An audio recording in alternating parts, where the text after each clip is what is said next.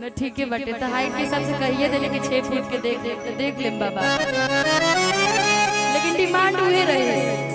देखो तुम थोड़ा सा बन के मजाक कर दिए इन्होंने, लेकिन कोई बात नहीं। सीरियसली हमें लगता है कि सबसे बड़ा गांव पंडितों का 500 घर प्लस खाली उपाध्याय घर, तो ये भी एक बड़ी सौभाग्य की बात होती है कि पूरे परिवार उपाध्याय परिवार में उपस्थित हो। तो सबको बारंबार हार्दिक अभिनंदन है। और सीधा उसी गाने को लेकर के क्या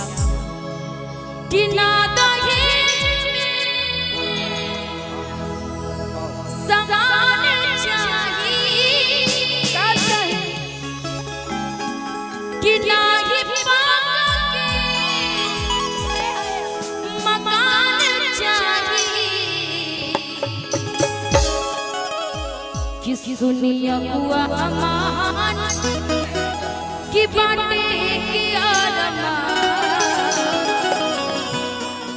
कि समझनिया जवान चाहिए, हाँ चाहिए कि समझनिया जवान चाहिए। कैसे कहता है संजय जी? म्यूजिक से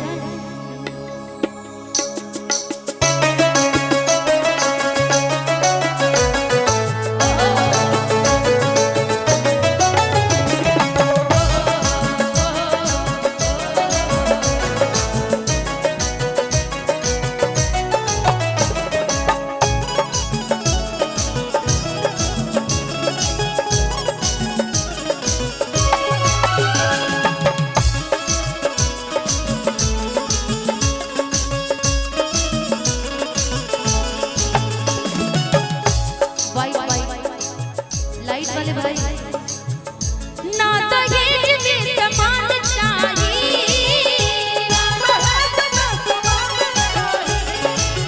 कि ना ही पाका के मकान चाहिए,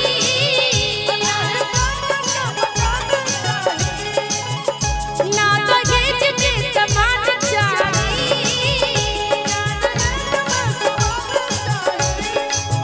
कि ना ही पाका के मकान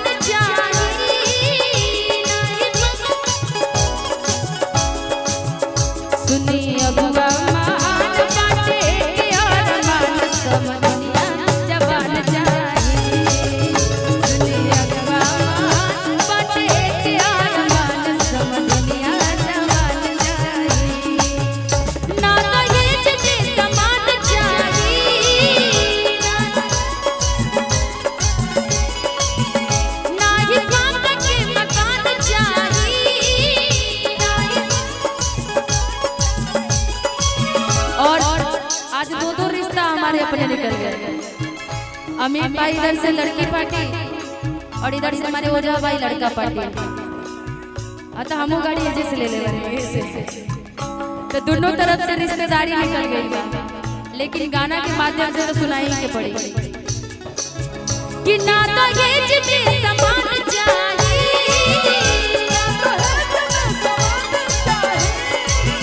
ना ये पापा के मकान चाहिए, ना तो ये जिसे समान चाहिए, ना ये पापा के मकान चाहिए। सुनिए अगवा बाटे प्यार मान समझनिया जवान चाहिए।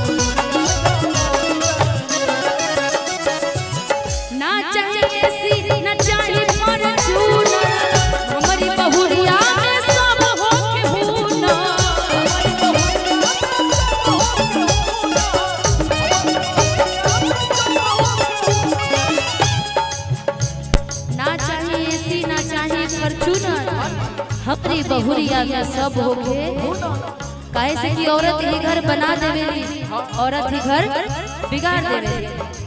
समझे जी कहते कि हमरा लेकिन हमर पतो अच्छा चाहिए भले हमरा दहेज कम मिले लेकिन लड़की अच्छा चाहिए।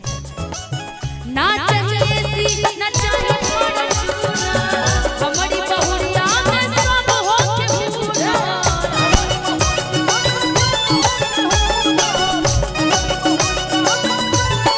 कि वो के घर खाना दाल चाहिए कि एगो साली जवान चाहिए। सुनी अगुआ माँ बाटे के आरमान समझनिया जवान चाहिए। सुनी अगुआ माँ बाटे के आरमान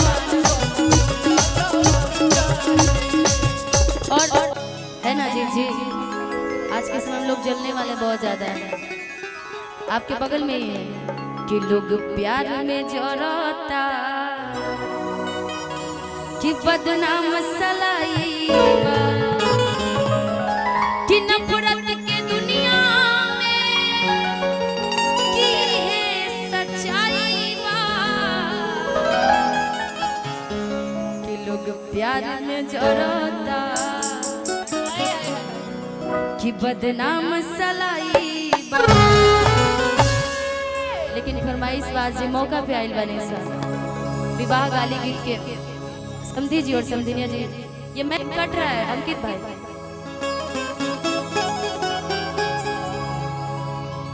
हेलो हेलो चेक कर लो कि ना दहेज में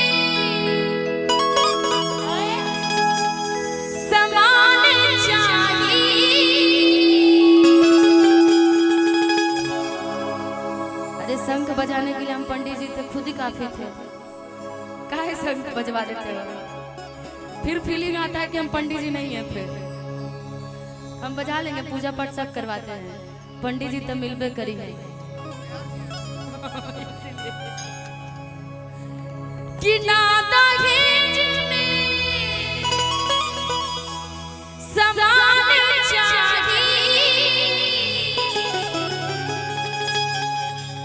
नहीं साहब अब ऐसे बढ़िया तार गाँव ना मिली एक दे तार खूब सुंदर सुशील नीम के छाड़का लगा 6 फीट 3 इंच के तार दुल्हा खोज दिया भोजपुर जिला का सबसे बड़ा मान का गांव है वैसे ऊपर से खाली गोत्र में अंतर बा हमर पराशर गोत्र तो हमने का धीरज कौशिक हो सकता गोत्र लड़े के ना चाहिए पंडित जी से ना होता क्या अब ऐसे बढ़िया तार उचित गाँव कहीं ना जैसन कल्चर खोजबो वैसन